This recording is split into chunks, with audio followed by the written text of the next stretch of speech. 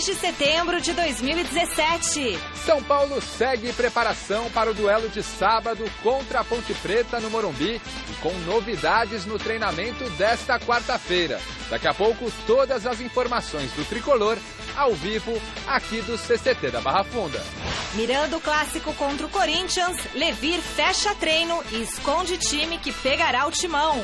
Goleiro Cássio surpreende, volta voando da seleção, baixa logo cedo aqui no Corinthians e pede para treinar.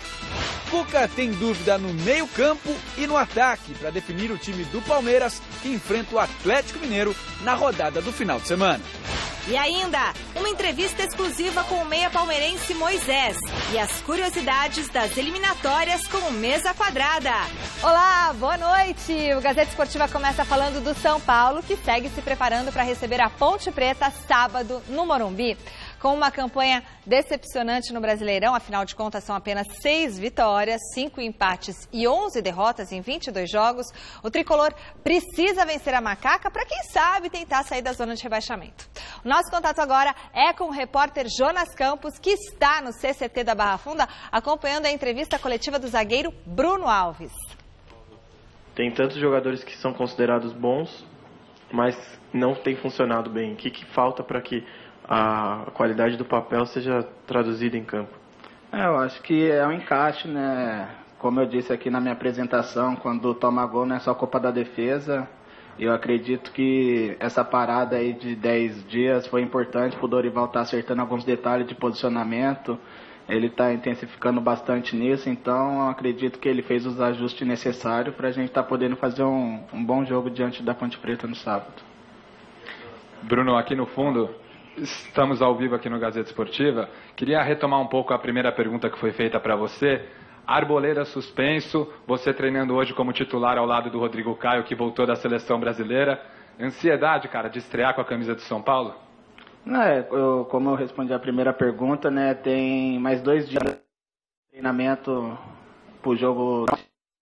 Claro que eu estou preparado, estou treinando bem, estou com a confiança, como todos também estão treinando bem, o Lugano, a Aderlan, então eu volto a dizer, quem o Dorival escolher vai dar o 100% para ajudar o São Paulo nessa situação. Enfrentar a Ponte Preta no Morumbi, provavelmente casa cheia, nesse contexto que o São Paulo se encontra, torna a vitória uma obrigação diante da Macaca? A gente sabe que no Brasileiro não tem jogo fácil, né? Todos os jogos são difíceis, mas a gente tem que estar preparado. A gente conta com o apoio do torcedor para fazer uma bela festa, nos apoiar até o fim, buscar o resultado até o último minuto. Bruno, tenho 2 perguntas para você. Primeiro, o Rodrigo voltou da seleção, moral lá em cima, o cara que é convocado volta bem, mas enfim, ele foi muito criticado nos últimos jogos, né? Então a gente percebe que o torcedor perdeu um pouquinho ali a confiança, não só nele, na defesa, pelos gols sofridos. Você que treinou hoje ao lado dele, eu sei que você não tem ainda certeza que vai jogar, como é que é jogar ao lado do Rodrigo Caio? No treinamento ali, o Rodrigo Caio é um excelente zagueiro, né? O nível de seleção brasileira, todos conhecem o trabalho dele, então acredito que ele vem com uma experiência maior de seleção, ele vem ensinando alguns posicionamentos. Eu tenho certeza que quem for jogar do lado dele vai estar confiante, ele vai passar bastante segurança para fazer um bom jogo. A segunda é se viver uma expectativa, até pelo tempo de um jogo para o outro, que o Lugano, que é você sabe disso, um grande ídolo da torcida, fosse o substituto do Arboleda. Se o Lugano ficar de fora e você for o escolhido para ser o companheiro do Rodrigo Caio, você acha que por essa idolatria do Lugano junto à torcida, a cobrança vai ser maior em cima de você? O Lugano é um excelente zagueiro, né? Todos sabemos da história que ele tem aqui no clube. E os zagueiros que estão aqui hoje, todo mundo está treinando bem, então a gente sabe que quem foi escolhido, né? Se for eu, o próprio Lugano, a Aderlan, sabe da responsabilidade em todo si, né, do São Paulo, de estar defendendo essa camisa aqui, não preocupamente com isso, mas saber da responsabilidade do jogador que for entrar para poder estar honrando a camisa do São Paulo e ajudar a equipe. Grande noite para você que acompanha o Gazeta Esportiva. Bom, primeiramente sobre o Lugano. Quando o Lugano foi contratado, chamado de El Dios pelos torcedores, aquela loucura toda, eu me lembro que eu me coloquei aqui no Gazeta Esportiva entendendo que o Lugano não era o mesmo Lugano que brilhou no São Paulo no passado. Era um jogador já em fim de carreira, lento, com limitações. E aí, boa parte da torcida de São Paulo reclamou, xingou. Teve até um telespectador uruguaio que era fã do programa, simplesmente sumiu do mapa depois de ouvir o que a gente avaliava. Aí veio o tempo e o tempo comprova que a gente não estava errado. O Lugano não conseguiu se firmar. E agora eu acho que ele é o quinto, sexto zagueiro. Não sabe, não tem oportunidade, não teve com o Rogério, que era um grande amigo dele, teve uma ou duas oportunidades só. E também não está tendo com o Dorival. E é uma questão técnica, além de física. Então havia até expectativa se renovaria com o contrato com o São Paulo, se renovaria, enfim. O Lugano está longe de ser solução, apesar de toda a história que ele tem no São Paulo e também pela seleção uruguaia. Do ponto de vista de classificação, a situação do São Paulo segue muito delicada, vai entrar em campo contra a Ponte Preta pressionado, assim como tem entrado pressionado nos últimos jogos, e o São Paulo tem sentido a pressão, tem sucumbido à pressão. Então resta saber qual vai ser o comportamento diante da Ponte, que também, infelizmente, não faz um bom campeonato, Flávio. Macaquinha está capengando, como diria lá no interior. Bom, boa noite, Celso, Michele, amigos do Gazeta Esportiva. Mas a Ponte está dentro do campeonato dela, né? Ela não entrou para ganhar o título, não entrou para brigar por Libertadores. A Ponte, prioritariamente, tem que não cair. Não é o caso do São Paulo. O São Paulo ele está nessa situação, mas ele está jogando menos do que se esperava. Esperava-se um São Paulo, se não brilhante, se não retirando suspiros, brigando pelo título, pelo menos um São Paulo que brigasse pela Libertadores. E não aconteceu em nenhum momento. São Paulo está nessa parte lá de baixo da tabela, parece que há 11 rodadas, né? De um total de 11 ou 12 rodadas. É muita coisa. Então, e pode, mesmo ganhando da Ponte, se vier a ganhar, ele pode não sair da zona do rebaixamento ainda assim. Então, é um time absolutamente decepcionante. E aí não adianta, é a zaga, é o todo. O São Paulo não funciona como time.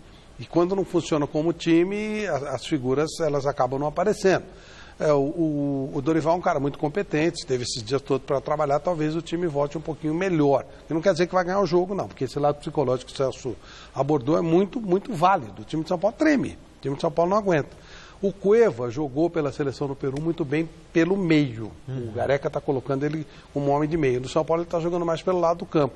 Talvez até isso o Dorival possa... Não, o Dorival é um cara inteligente, é um cara que vê futebol. Vamos ver o que vai acontecer. Enfim, é um grande ponto de interrogação. Ninguém em sã consciência pode apostar em nenhum resultado no sábado.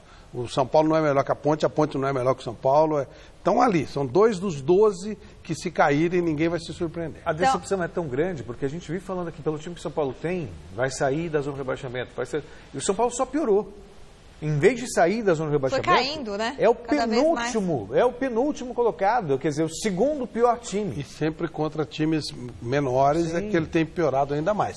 Nos clássicos o papel não tem sido tão ruim, embora não consiga resultado, mas jogado igual para igual. Mas contra os pequenos a coisa tem sido muito complicada. Bom, e a enquete de hoje tem a ver com o próximo compromisso do Tricolor, sábado contra a Ponte Preta no Morumbi. A pergunta é: caso perca, a torcida do São Paulo vai começar a questionar o trabalho de Dorival Júnior? Sim ou não? Acesse o site gazetesportiva.com e dê a sua participação. Celso, você acha que... A torcida vai invocar de qualquer jeito. Não mas você acha que eles vão para cima do Dorival? Porque todo mundo já percebeu que não é o Dorival o problema. Mas o torcedor pensa, assim, em sua maioria... Ô, louco, pegou pesado. Mas é verdade, pensa em sua... Não, se o torcedor pensasse, não vaiava o time com 15 minutos de jogo. Entendeu? Não ia pegar no pé do treinador, muitos vencedores, inclusive. Eu vaio quando o time está ruim com 15 minutos de jogo. Eu acho mais fácil pagar uma terapia e resolver o seu problema do que ficar vaiando no estádio. Eu acho melhor ir vaiar no estádio. Eu não curto muito essa história de técnico pressionado. Vai contra aquilo que eu acredito. Eu sou absolutamente contra. O treinador foi contratado. Ok, dê tempo para ele fazer um trabalho. Faça chuva, faça sol, vença ou perca. Que ele tenha tempo de desenvolver uma filosofia, pelo menos. Não dá para tirar o Dorival Júnior, Flávio, agora e colocar... Não será surpresa se o São Paulo perder da Ponte, que a diretoria demite o Dorival. Nossa. Não será surpresa. Você vai perguntar o que eu... Não precisa nem falar o que eu acho disso, né? Claro.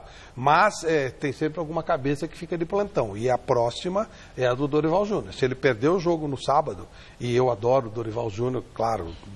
amigo querido desde o tempo que era jogador, mas eu espero que ele perca o jogo sábado. por motivos óbvios, né? O claro, adversário. você torce pra Ponte. Então, claro, mas por incrível que pareça, se o Dorival perder, independentemente de pressão da torcida, que eu acho que vai acontecer, porque a torcida pega no pé, o Dorival fica ameaçado de ser demitido. Até porque o Flávio tem total razão. Porque algumas histórias, a gente sabe de histórias dos bastidores. Tal. Quem está no poder hoje adorava derrubar o treinador.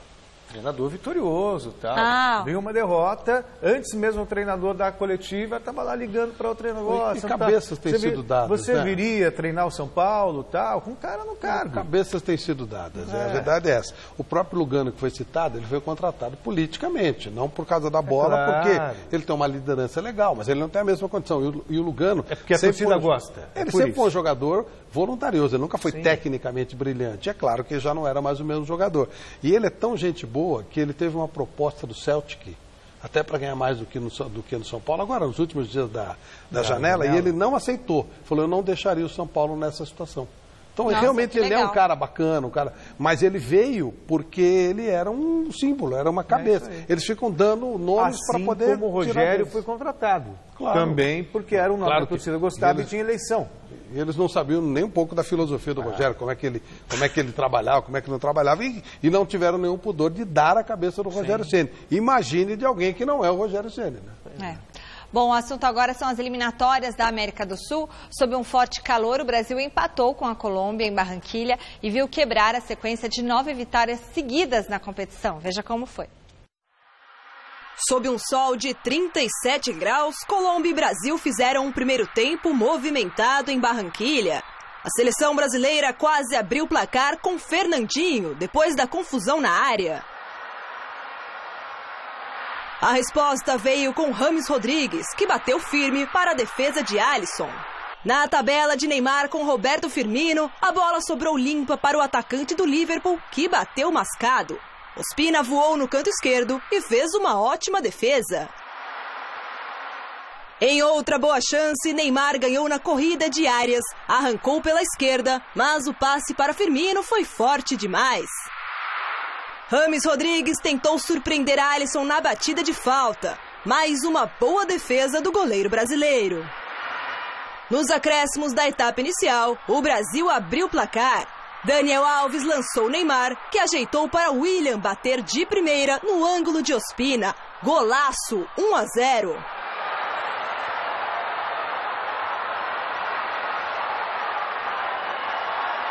No segundo tempo, a Colômbia chegou ao empate. Arias cruzou da direita, Falcão Garcia se antecipou a Marquinhos e deixou tudo igual, tocando de cabeça, 1-1. James Rodrigues por pouco não virou o placar nesta cobrança de falta pra lá de venenosa.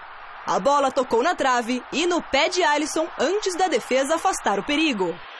Paulinho tentou surpreender Ospina batendo de fora da área, mas a bola passou à esquerda do gol colombiano. E ficou assim, 1-1 e fim da sequência de 9 vitórias seguidas da seleção brasileira sob o comando de Tite.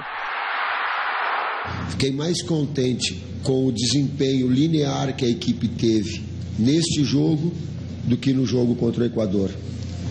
No jogo contra o Equador, ela controlou o Equador e jogou o segundo tempo, mas o primeiro tempo ela foi abaixo.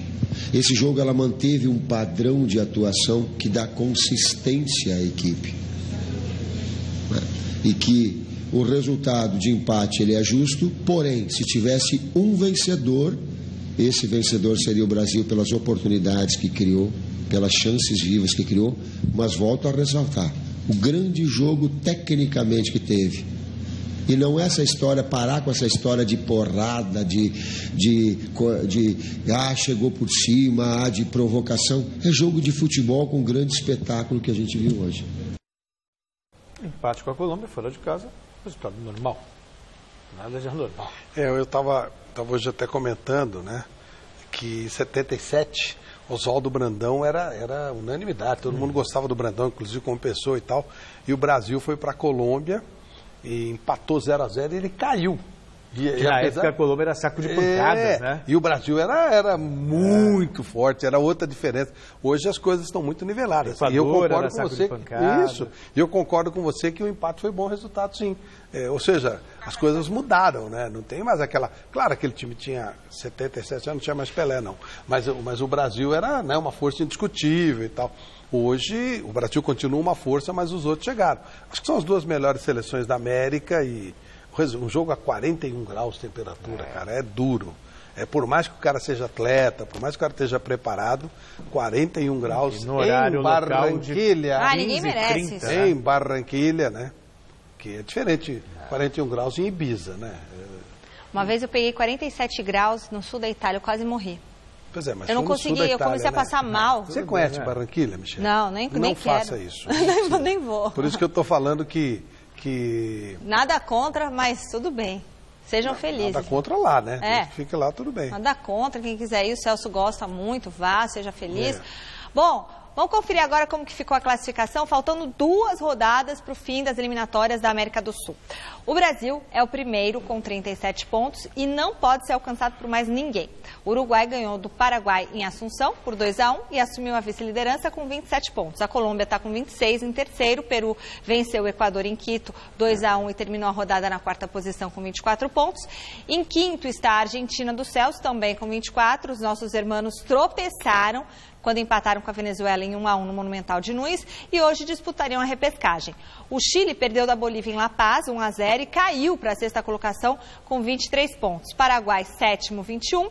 O Equador tem 20, a Bolívia 13 e a Venezuela com apenas uma vitória em 16 jogos. É a lanterninha com 8 pontos. Bom, esse aí já era. O que chama a atenção é a queda do Chile. A queda do Equador. A saída do Sampaoli explica facilmente isso. Sampaoli é Sampaoli, Pizzi é Pizzi, é muito diferente. O Equador eu não sei porque caiu. Não consigo entender. Começou muito bem. Ele ganhou os 3 primeiros jogos, se ganhasse aquele jogo do Brasil, a partir dali ele virou. Argentina. E o Peru do Gareca, né? Subiu. Mas isso vai em cima daquilo que o amigo fala e eu falo também. Deixa o cara trabalhar. Você vê o time do Peru, ele tem consistência. Foi o jogo mais difícil do Brasil na eliminatória, foi contra o Peru em Lima. Foi o mais difícil de todos. Ele que colocou o Cueva pelo meio. O cara tem que trabalhar. Com 6, 7 jogos é impossível. E como que fica a Argentina? Então, a Argentina tem um novo treinador. Aliás, um novo treinador não, tem um treinador. Que antes era aquela empada daquele Bausa que não dá, né? Empada? Empada é bom. O Bausa não. Não, a empada, mas essa empada é empada de rodoviária, sabe? Aquela, tá bom. Uma coxinha de rodoviária. Bem secas, assim. Não dá. Aquela de... que já tá vencida. Não, aquela que vai dar aquela que a mosca vira de costas, sabe? Ela não dá. A gente precisava de uma empanada. Exato. E o que está acontecendo? O São Paulo está tentando pôr uma cara no time, criar um jogo ofensivo e tal. E você vê a Argentina jogando. O goleiro da Venezuela é um monstro, hein? É um moleque, ele já foi o melhor do sub-20. Ele é um monstro. E pegou tudo no primeiro tempo. No segundo tempo, o time da Argentina caiu psicologicamente, saiu que nem louco, tomou o gol e aí empatou. O São Paulo, ele dá jeito nesse time, ele consegue ajeitar, mas ele precisa de tempo, não tem jeito, né? Vai precisar de um tempinho. Acho que classifique, espero que classifique, e aí a Argentina chega na Copa forte. Mas acho que ela vai classificar no sufoco. O próximo jogo da Argentina é contra o Peru, companheiro.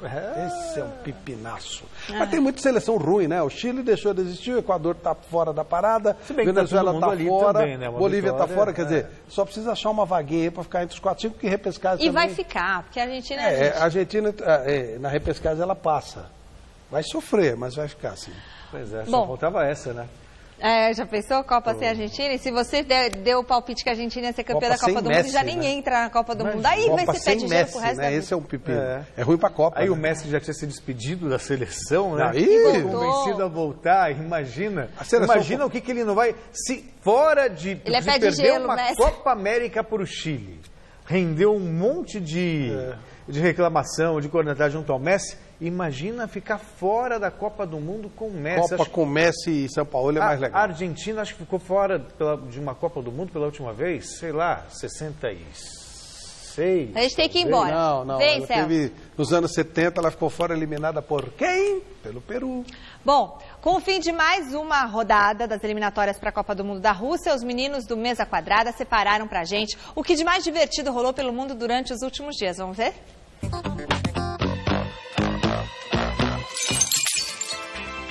Começando o Mesa Quadrada, seja muito bem-vindo! Fala, rapaziada, eliminatórias para a Copa da Rússia, Guilherme. Que delícia! E a Espanha meteu 8-0 em Liechtenstein. Destaque pro goleiro liechtensteinense. Olha só!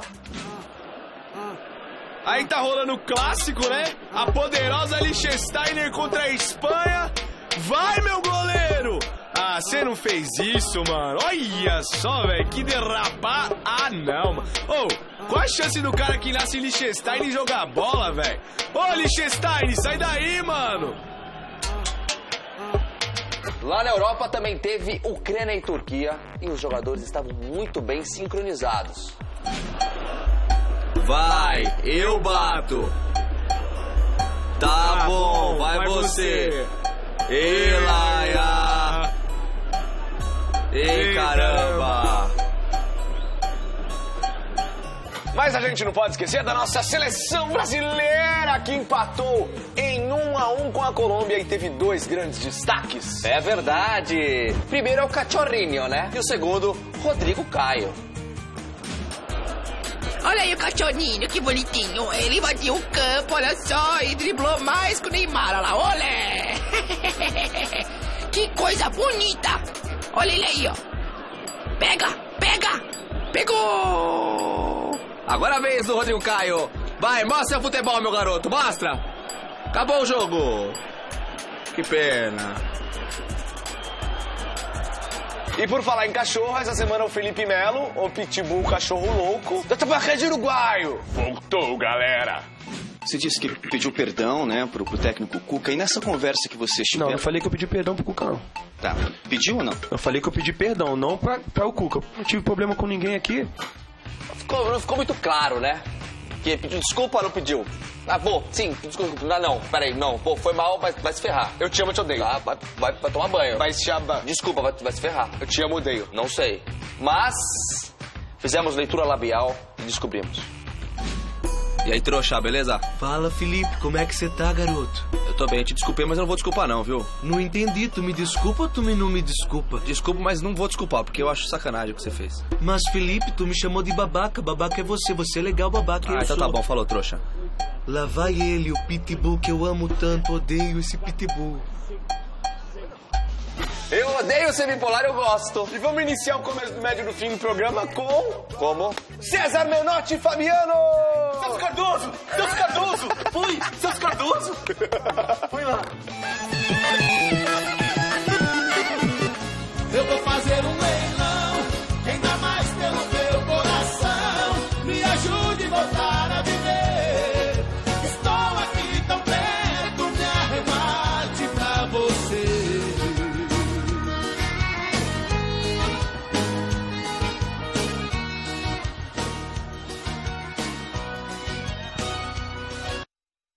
Plagiando o Cuca. Arrasou. Canta muito, parceiro. Sou a de beira todos da os ritmos. loucura, ninguém mais me segura. Canta muito.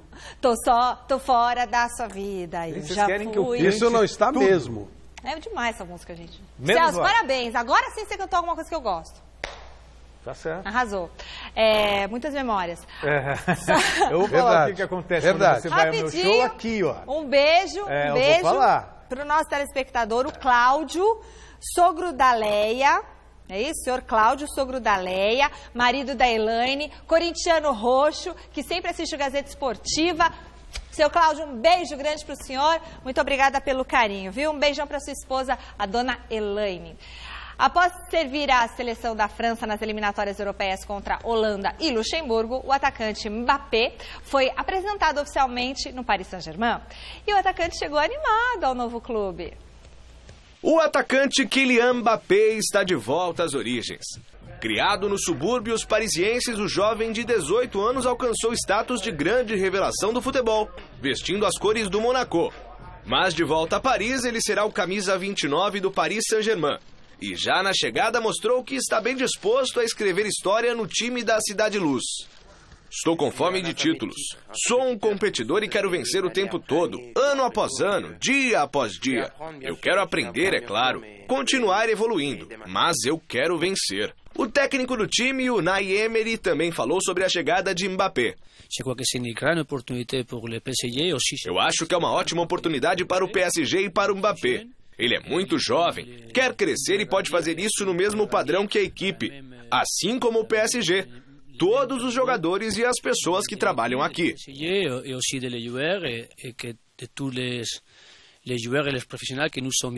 Mbappé revelou também que uma das motivações para aceitar a proposta do time francês foi mesmo a oportunidade de jogar ao lado de Neymar.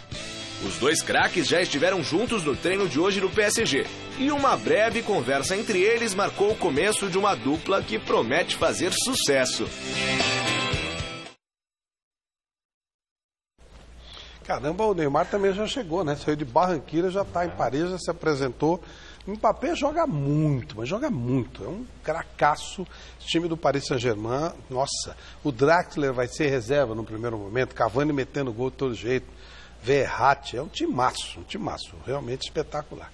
Pouco mais de um ano depois dos Jogos no Rio de Janeiro, os atletas brasileiros já pensam no novo ciclo olímpico que se inicia.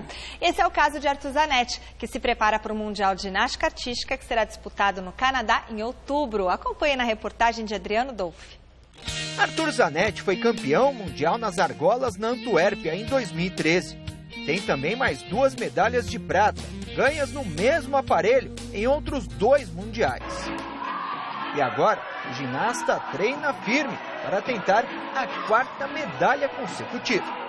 Acho que assim, a gente nunca entra na competição para medalha, né? A gente sempre entra para fazer o nosso melhor e para ajudar a equipe. Mas como agora essa é uma competição individual, né? Então é um resultado mesmo particular. Né, somar o máximo de pontos possíveis, pelo menos tentar repetir o que vem fazendo em Copa do Mundo, nas avaliações que teve pela seleção, né, e sempre tentar atingir aí a média acima de 15 pontos.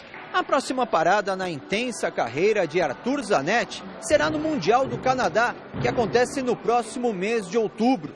Um torneio representativo, que vai marcar o início do próximo ciclo olímpico em Tóquio 2020. Para Tóquio tem muita coisa ainda para acontecer, bastante coisa, tem várias competições, mas lógico, acho que todo mundo entra num ciclo olímpico pensando nas Olimpíadas. Então a gente pensa em Tóquio, mas ao mesmo tempo a gente tem que ir de passo a passo, como a gente sempre vem fazendo, né? Em Londres aconteceu desse jeito, no Rio aconteceu desse jeito, cada ano é seu ano, cada competição é sua competição, e cada competição vai servir de preparação, né, para o objetivo grandioso, né, do ciclo, que é a Olimpíadas. Então a gente está fazendo nossos passos, estamos subindo aí passo a passo. Arthur se apresentará à seleção brasileira no dia 10 de setembro no Rio de Janeiro. Depois de uma semana de concentração, vai seguir viagem para a cidade de Montreal. E atenção, estão abertas as inscrições para a 93ª edição da São Silvestre, a corrida de rua mais famosa do Brasil. Para você fazer o cadastro, é só acessar o site gazetesportiva.com e clicar no banner da São Silvestre. Aí você vai seguir lá os procedimentos exigidos, vai pagar a taxa, né, da corrida. E lembrando que as vagas são limitadas em 30 mil pessoas. Tem muita gente querendo participar da prova de rua mais tradicional, mais famosa do Brasil, da América Latina. Magrão, você já se inscreveu? Não se inscreveu ainda? Ó, no primeiro dia, mais de 5 mil pessoas se inscreveram. Depois você não vai conseguir se inscrever, não vai correr, vai ficar chorando, tá bom?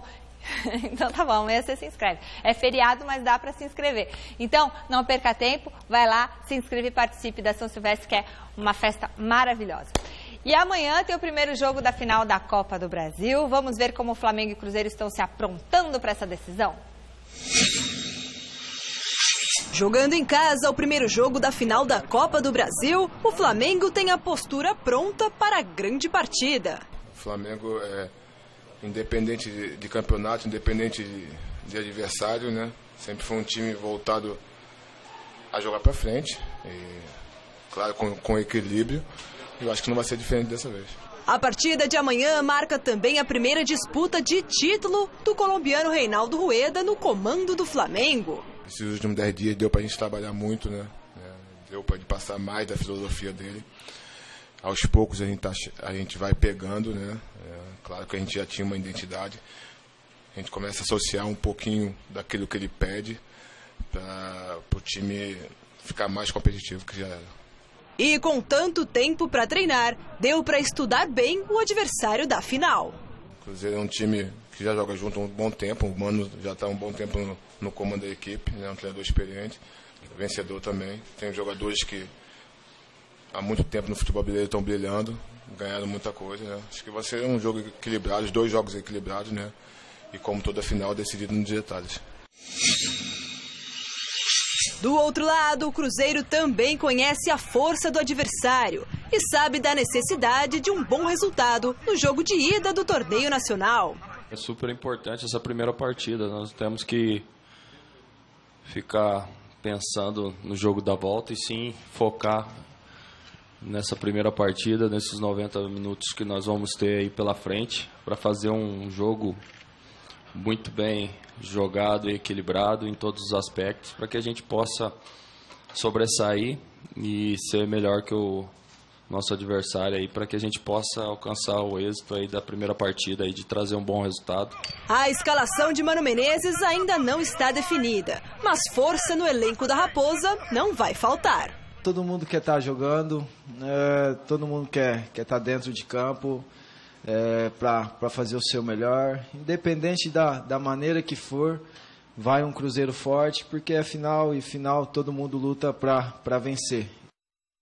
Machucado boa parte dessa temporada, Moisés retornou em um momento conturbado do Palmeiras. Em uma entrevista exclusiva ao repórter Jonas Campos, o Meia fez um balanço da temporada e comentou as ambições do Verdão nessa reta final de Brasileirão. Confira.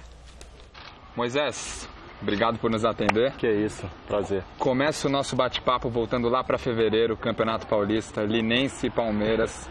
Você deixando o campo com 2 ligamentos rompidos no início de uma temporada tão promissora para o Palmeiras, né, cara? Momento mais difícil da sua carreira ali? Sem dúvida, né? Um deles.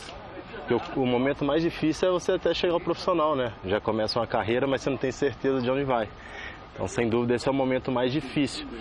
Mas uma lesão como essa, no momento que eu estava vivendo, também foi uma barra muito grande, onde a gente está sujeito, né? O profissional está sujeito a isso. E graças a Deus consegui superar muito bem. Como é que o Moisés se sente hoje dentro do campo? Zerado, 100%? Em questão de dor, clinicamente sim, 100%, nenhuma dúvida. Já fui até bem testado quanto a isso, né? No primeiro jogo contra o Atlético Paranaense, o Sid Clay me deu uma entrada com 5 minutos do segundo tempo, ele me deu um carrinho na perna por trás, assim, um lance totalmente perigoso. E mesmo assim eu não tive receio nenhum, continuei normal. Volta na Libertadores, marcando gol, cobrando pênalti, mas com o Palmeiras eliminado pelo Barcelona em pleno Allianz Parque. Que sentimento, que aprendizado que ficou daquele jogo, cara? Então, é uma mistura de emoções, né? Para mim não vai deixar de ser marcante esse jogo, né? Por tudo que se envolveu, era um sonho meu disputar uma Libertadores. Realizei, consegui fazer o gol. Dentro daquele jogo eu vivi várias circunstâncias. E a gente aprende que o futebol, você tem que ter o seu nível de concentração o tempo todo em cima, porque não se abalar com as coisas ruins e nem se enaltecer demais com as coisas boas. Você tem que ter um equilíbrio, porque o sobe e desce no futebol é muito rápido. E falando justamente nisso, depois de todo investimento, tudo que se espera desse time do Palmeiras, por que você acha que os resultados ainda não vieram para esse elenco de 2017? Cara, é porque futebol não é uma ciência exata, né? Se fosse, como todos falaram, não muitos, todos falaram que o Palmeiras iria conquistar títulos esse ano. E era esse o objetivo, o plantel foi feito, a estrutura permite isso, mas não aconteceu. Mas não tenho dúvida que com esse grupo, com tudo que se criou, a gente irá conquistar.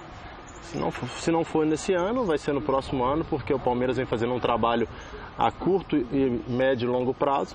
Então não tenho dúvida que esse planejamento que se foi criado não vai ser perdido só porque esse ano ainda não conquistou. Camisa 10, profeta, carinho da torcida, vocês consideram um ídolo aqui no Palmeiras? Não, ainda não. Me sinto muito querido, né? Um cara que o torcedor admira, isso sim. Mas para me tornar ídolo, eu não tenho nem... Talvez eu terei 50 jogos, 60 jogos por agora, né? Então acredito que ainda falta bastante para mim tomar esse posto de ídolo. Acredito que quando eu atingir aí uns 200 jogos, conseguir mais 1, 2 títulos importantes, talvez a gente entre para esse hall. mas ainda me sinto só um jogador querido, que a torcida vê com bons olhos, mas para se tornar ídolo precisa de um pouco mais. Moisés, queria te agradecer. Que isso, eu que agradeço. Pelo bate-papo. Obrigado. Boa sorte aí. Lembrando que o Palmeiras agora só volta a campo no dia 9 de setembro contra o Atlético Mineiro em Minas Gerais, no Independência. E o Moisés vai estar lá, né, Moisés? Na minha terrinha, né? Na sua terrinha. Meu pai, família toda em peso lá torcendo pra gente. Família em peso. Valeu, parceiro. Valeu, um grande Obrigado. abraço. Um abraço, gente. Abraço, Jonas. E juiz esse final de semana, hein? Bom, falando em Palmeiras, o Verdão treinou nesta tarde na academia de futebol. O repórter Fernando Gavini acompanhou a movimentação desta quarta e nos conta as novidades do palestra. O técnico Cuca tem duas dúvidas para definir o time do Palmeiras para a partida deste sábado contra o Atlético Mineiro em Belo Horizonte pelo Campeonato Brasileiro. Uma no meio-campo e a outra no ataque. No meio-campo, a dúvida acontece por causa do bom momento vivido pelo lateral direito Mike, que, ao que tudo indica, será mesmo titular contra o Galo. Se isso acontecer, o Jean vai disputar uma posição no meio-campo com o Thiago Santos. Pelo treino que aconteceu hoje, coletivo, contra a equipe sub-20 do Palmeiras, que o Cuca não permitiu que a imprensa registrasse, o Jean saiu na frente porque foi o titular do meio-campo palmeirense, ao lado do Tietê, do Moisés e também do Guerra. A outra dúvida está no ataque, porque o Dudu está a recuperar da lesão muscular e à disposição do treinador para enfrentar o Atlético Mineiro. Só que ficou na reserva no começo do treinamento, treinando com os reservas em campo reduzido, no campo do lado. E aí o que aconteceu? O Cuca escalou o Daverson e o William no ataque. Só que o Dudu entrou na equipe ao longo do treinamento, substituindo exatamente o Daverson. A dúvida do Cuca é a seguinte: ou monta um ataque com um centroavante de ofício, no caso o Daverson, ou monta a equipe com dois atacantes mais rápidos e habilidosos, o William e o Dudu. Independente de quem jogar, a nossa postura é sempre tentar ter a posse de bola, né? Atacar bastante o adversário. É aquela pressão que a gente conquistou ali como identidade desde o ano passado, né? No início dos jogos ali, procurar agredir o adversário dentro ou fora de casa, para que a gente possa tentar sair na frente do marcador ali já e ter uma tranquilidade na partida. Claro que a gente tem uma base assim de quem possa sair jogando, mas sempre tem aquelas mudanças dele, né? Então é melhor a gente não falar. Já Felipe Melo treinou no gramado nesta quarta-feira, mas continuou afastado do grupo principal. Os titulares fizeram o treino coletivo contra o sub-20 num campo. No outro, com gramado reduzido, os reservas trabalharam. E num cantinho desse campo onde os reservas estavam trabalhando, o Felipe Melo participou de um treino físico ao lado do Arouca. E o Tietê comentou na entrevista coletiva a volta do Felipe Melo ao elenco do Palmeiras. Pra gente normal o fato dele voltar, é um atleta que já estava com a gente no grupo, então não há problema algum. Bom, expectativa para esse Palmeiras, né, que terminou a rodada antes desse período de preparação aí, vencendo o São Paulo, num jogo que era crucial para o Palmeiras, tanto que a crise, o São Paulo está na zona de rebaixamento, o Palmeiras em quarto, e a crise estava maior no Palmeiras do que no São Paulo. Mas vamos ver como é que vai ser o time dentro de campo, porque fora de campo essa reintegração do Felipe Melo causou um burburinho, hein, Flávio? Os clubes têm que entender que mudou o patamar de jogador de futebol. O jogador de futebol é uma empresa. Eles sabem exatamente o que eles querem, eles sabem exatamente como trabalhar um contrato. O Felipe Melo tem contrato por 4 anos e isso faz com que ele determine como as coisas vão ser. O Palmeiras tem duas opções com o Felipe Melo. Ou ele paga todo o contrato e libera o jogador, ou ele terá que colocar o jogador para trabalhar. Senão ele vai entrar com uma ação de assédio moral e ganhará com valores elevados. Aí o que se pode discutir, poxa, deu errado, não fosse, isso é outra coisa. Agora, afastar o jogador é uma coisa que vai acabar no futebol. O Corinthians, que fazer palhaçada com o Pato, se ferrou. O Pato foi jogar na China, onde ele iria jogar e deixaria o dinheiro para o Corinthians e deixou o dinheiro para o Vídeo Real. Porque o Corinthians emprestou o cara, porque ele perdeu um pênalti, falou que ele ia jogar no Bragantino. Mudou o relacionamento. Parou de ser aquele coitadinho, aquele caipira que vem desesperado, precisa pra caramba do clube. Esses caras são caras milionários, é outro tipo de pegada. Eles são empresas, eles têm que ser respeitados. E a partir daí, isso não quer dizer que o Felipe Melo não fez nada e que o Palmeiras está todo errado ou vice-versa.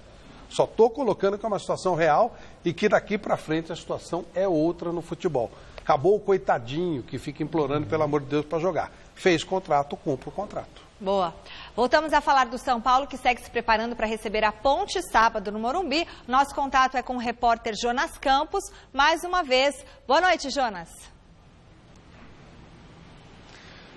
Oi, Michele, boa noite. Falamos aqui ao vivo do CCT da Barra Funda. Sabadão tem jogo fundamental para o São Paulo deixar aí a penúltima colocação do Campeonato Brasileiro. Duelo 19 horas contra a Ponte Preta. Expectativa de casa cheia no Morumba e o técnico Dorival Júnior já vai trabalhando a equipe para este duelo. Hoje o Dorival comandou um treino de transição, trabalhando essa transição da defesa para o ataque. A tendência é que o São Paulo vá a campo com uma equipe que espere um pouco mais o adversário e tenha velocidade para sair no contra-ataque, visando, é claro, melhorar a solidez defensiva do tricolor. Dorival ganhou bons reforços no treinamento de hoje. O Marcos Guilherme, que deixou o treino de segunda com dores no quadril, participou normalmente da atividade. E o Rodrigo Caio, voltando da seleção brasileira, também atuou no miolo de zaga, hoje ao lado do zagueiro Bruno, que acabou sendo contratado, pode estrear na vaga do Arboleda suspenso. Lembrando que Arboleda e Cueva, que serviram as seleções do Equador e do Peru, respectivamente, nas eliminatórias, voltam amanhã a se integrar com o grupo de São Paulo aqui no CCT da Barra Funda. Jusilei, que também deixou o treinamento de segunda com uma pancada na coxa esquerda, veio a campo, mas só correu em volta do gramado, trabalhou à parte, e o Dorival, sem permitir imagens da imprensa, esboçou mais ou menos um time que pode atuar contra a Ponte Preta sábado no Morumbi. A equipe que treinou sem goleiro tinha o Éder Militão na lateral direita, essa é uma mudança praticamente certa.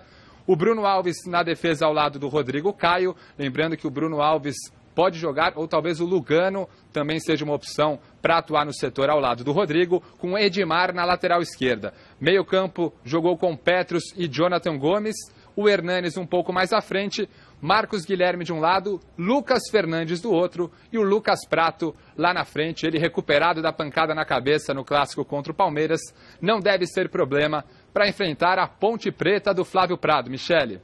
Jonas Campos, um beijo para você.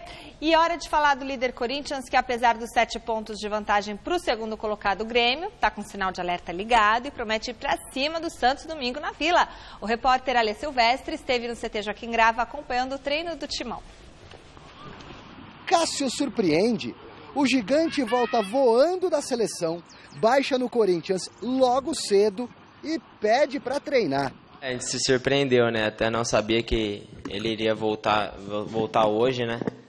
Todos esperavam que amanhã que ele se reapresentasse e treinasse normal. Eu bati um papo rápido e informal com o preparador de goleiros do Corinthians. E o professor Mauri Lima me disse que a iniciativa de treinar hoje, fora do script, partiu do próprio goleiro Cássio. Os outros 3 atletas do Timão, que disputaram eliminatórias para a Copa do Mundo, retornam ao trabalho por aqui como previsto. Amanhã, casos do lateral Fagner, do zagueiro Balbuena e do atacante Romero. Com a volta dos jogadores que estavam nas suas seleções, a equipe vai estar toda no campo, completa, para o Carille poder trabalhar, poder fazer um treino mais intenso, porque temos dias para fazer isso até domingo, né? Força máxima à vista para pegar o peixe, domingo na Vila Belmiro. Jô cumpriu suspensão automática e não vê a hora de novamente balançar as redes para valer. Arana parece inteirinho e recuperado da lesão na coxa.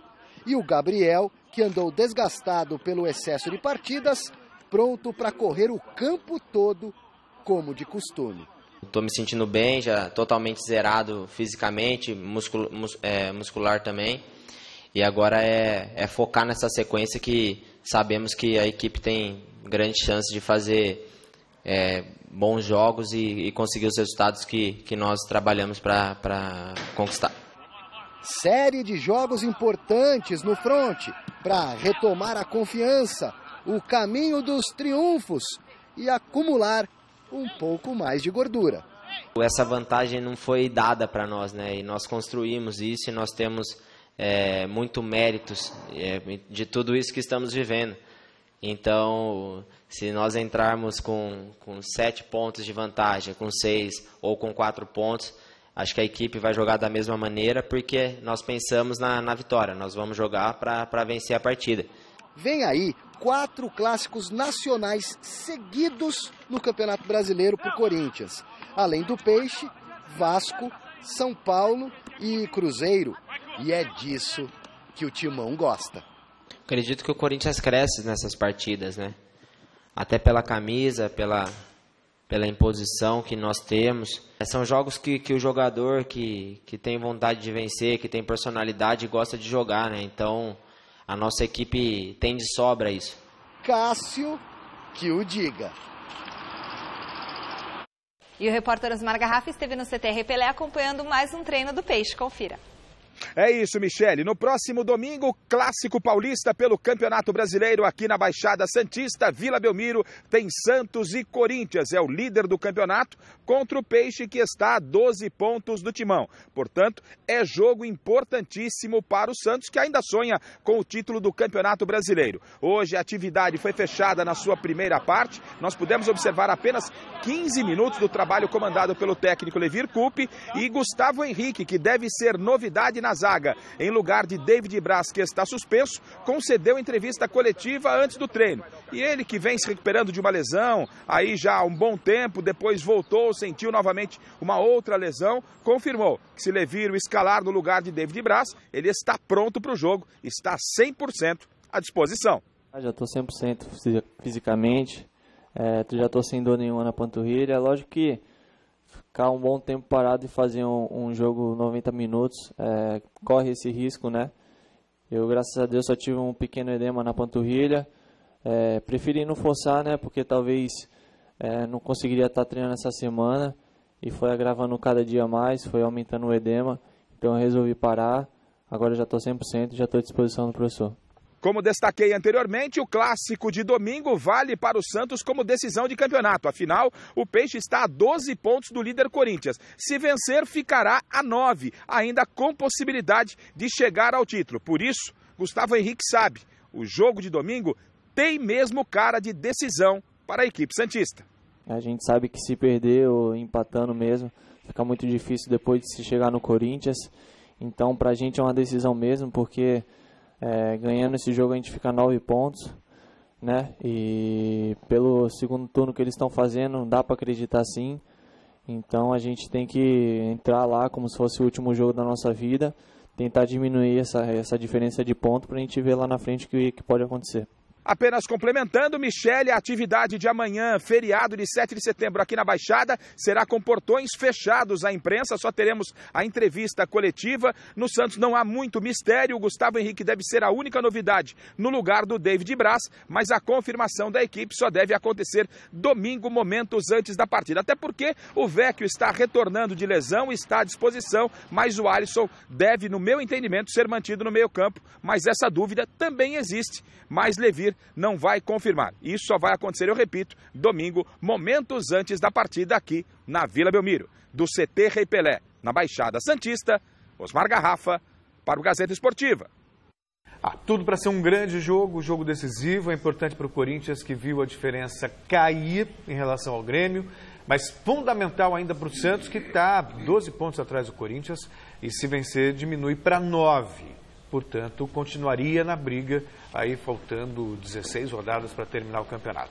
Tem muito campeonato ainda pela frente, mas o Santos precisa dessa vitória para continuar vivo na briga. Chegou a hora de ver a nossa enquete, pode pôr na tela, Magrão, o resultado. Caso perca, a torcida questionará o trabalho de Dorival Júnior, e deu que sim. Gente, brincadeira, 76% dos votos, mais de 76% dos votos, o pessoal vai começar a questionar o Dorival Júnior. Seguinte, eu vou sair de férias 2 semaninhas, vocês estarão super bem acompanhados aqui pela Paula Vilhena, tá bom? Volto no dia 24 de, eu ia falar dezembro, 24 de setembro, no Mesa Redonda, tá bom?